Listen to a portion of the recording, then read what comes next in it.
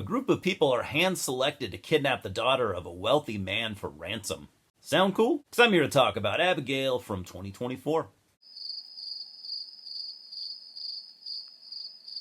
Abigail was directed by Matt Bettinelli-Olpin and Tyler Gillette, otherwise known by their collaboration name Radio Silence. And Abigail's a pretty effective combination of horror, action, and comedy, and I like a lot of other people had been pretty curious about it, leading up to its theatrical release. I thought the trailer looked fairly interesting, but I also expected it to be gimmicky, and I wasn't, in any hurry to see this film. That said, I liked it quite a bit. It was a lot of fun, and I really don't have a lot that I felt like criticizing, to be honest.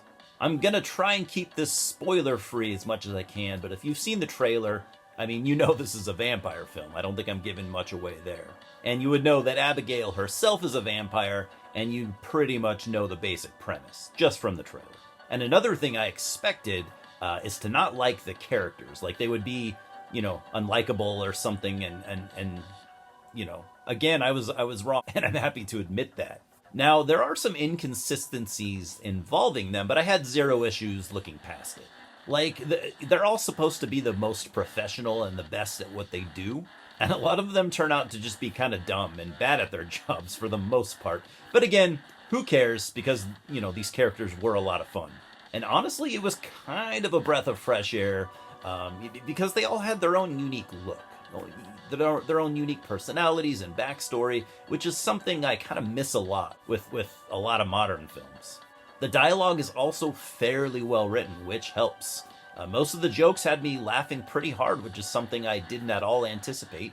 And I kind of forgot to name the actors. Oops. So we've got Melissa Barrera, Dan Stevens, William Catlett, Kathryn Newton, Kevin Durand, Angus Cloud, Giancarlo Esposito, Matthew Goode, and Alisha Weir as Abigail. I wasn't previously familiar with Angus Cloud, and he actually passed away recently, which is very sad. And I thought his character was going to annoy me, because he kind of did at first, the first minute that he's in the movie, but he actually got pretty great. His lines and everything. He made me laugh quite a bit, basically. And with Kathryn Newton, I seem to like her more and more every time I see her, and she's funny and adorable here, as always. Kevin Durand was also hilarious, and his character just might be my favorite of the bunch. Alisha Weir is young, but she's got around 6 years of acting experience at this point, and she was really, really good. And Melissa Barrera was also good, but she didn't really do anything that anyone else couldn't have done. She was supposed to be the serious character of the bunch, and I get that. And it may not be her fault at all, but I just don't feel like her contributions added really much to this film.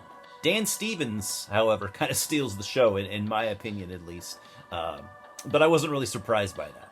At times, he kind of even reminded me of Bill Paxton from Near Dark, and I really appreciated that. I don't know if anyone else got those vibes. And I've heard that this film was a reimagining of Dracula's daughter from, the 40s, something like that. I've never seen it, but that's pretty cool. I think that this film can sit comfortably next to Renfield, which I liked quite a bit. I think I liked Abigail even more.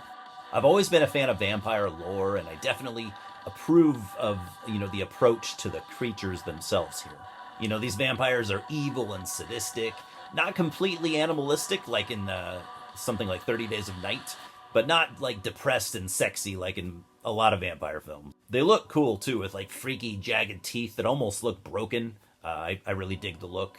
I also liked how when one dies, they completely explode into a bloody gooey mess. I hate to give away too much, but I just really wanted to mention that. And speaking of blood and goo, there is quite a bit of all that here. It's almost over the top at times, and I mean that in the best of ways. I also have to give credit for all the practical effects used here, because I was really surprised at how little CGI was used. And to add to that, this film, it looks great. Excellent cinematography, great set pieces. It's consistently a nice movie to look at.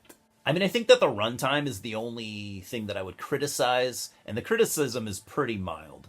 At an hour and 49 minutes, I don't think it needed to be much more than an hour and a half.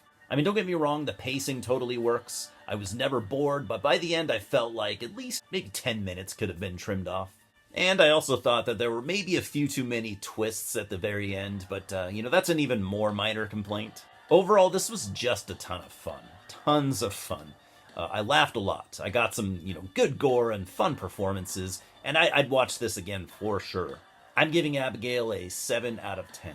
If you're a fan of The Lost Boys or, just vampire films in general, definitely check this out. Again, it's a lot of fun. Cheers, guys.